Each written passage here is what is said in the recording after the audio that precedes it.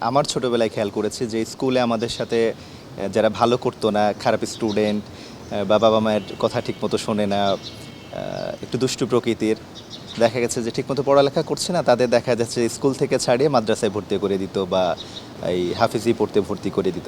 আসলে এটা কতটা ঠিক? মানে যারা স্কুলেই ঠিকমতো পড়তে পারে না, তাদের পক্ষে আসলে কতটা সম্ভব এই পবিত্র কোরআন ৩০ পারা মুখস্থ করা? এটা আমরা যেমনটি শুরুতে বলেছি যে আল্লাহর রহমত ছাড়া আসলে কোনোদিন সম্ভব না। আমরা অনেক সময় সন্তানকে নিয়ে স্বপ্ন দেখি যে আমার সন্তানকে আমি হাফেজ বানাবো, আলেম বানাবো। অনেক সময় সন্তানের উপর বোঝা চাপিয়ে দেই যে তোকে পড়তেই হবে। সন্তানের একদিকে বয়স নষ্ট হচ্ছে, একদিকে সন্তান পড়াশোনা করছে না, দুষ্টুমি করছে এবং এমন হয় যে সন্তানরা পরে এমনটাই বিগড়ে যায় যে পরে না হয় স্কুলের পড়াশোনা, না হয় মাদ্রাসার পড়াশোনা, পরে একদম বকে যায় সন্তানরা। তো আমরা আমাদের গার্ডিয়ানদেরকে, আমাদের বাবা মাদেরকে, পরিবারের সদস্যদেরকে আমরা বলতে চাই যে আসলে এইরকম জোর জবস্তি করে আসলে মাদ্রাসায় পড়ানোর কোনো প্রয়োজন নাই এবং এটা ফরজও না।